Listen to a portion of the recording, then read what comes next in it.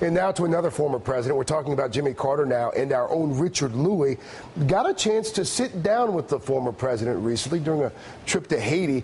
Both he and Richard were there volunteering with Habitat for Humanity, who provided the camera crew.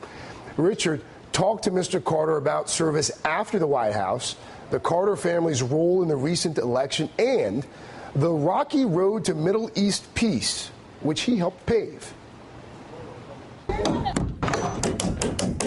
100 new hurricane-resistant homes and 600 volunteer construction workers. In the middle of it, an 88-year-old statesman, former President Jimmy Carter, working in heat nearing 100 degrees with wife Rosalind in Haiti. For 29 years, the Carters have built homes for Habitat for Humanity. During a break, the Carters described one of the people they've helped. She cried a couple of times when she saw the walls going up in the middle of the house and so forth. Saw the roof going on. She had tears running down her cheeks, and so did I. Marie Veronella Antoine lived in a tent for 2 years after the 2010 quake. It was a big honor for the president to build my house. I was really happy about this.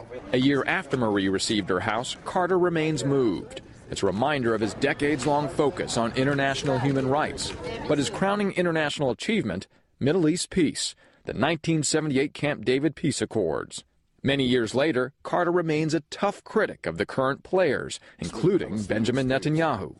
The Netanyahu policy needs to change because he's the first prime minister in the history of Israel that has shifted to a one-state instead of a two-state solution.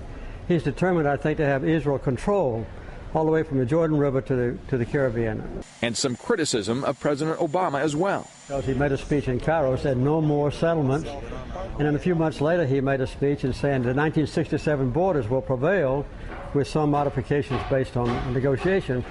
And I hope he'll go back to that formula, which is the formula of the whole world, except for Israel. And I think then we'll go forward. But I would like to see his top priority be Middle East peace. However, Carter was not surprised by Obama's win. He credits his grandson James Carter for discovering and exposing hidden camera video of Mitt Romney saying 47% of voters see themselves as victims.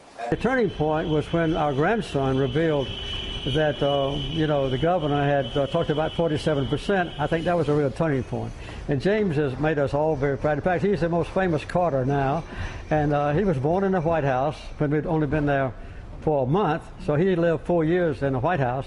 So he was very eager to help. Probably was the single most important factor in the whole election was what James did reveal. The 39th president also has predictions for Washington.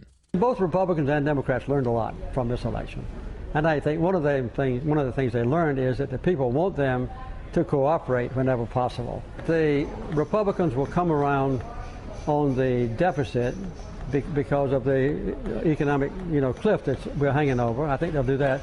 And I don't think there's any doubt that Republicans will cooperate on immigration reform because they've learned how important the Hispanic vote is, and the African-American vote, the Asian-American vote. Having gotten politics out of the way, the Carters promptly returned to building, a work ethic that created Marie's 175-square-foot home, and something Jimmy and Rosalind Carter say they'll forever do, and like most things, do together. Richard Louie, MSNBC, Léogâne, Haiti.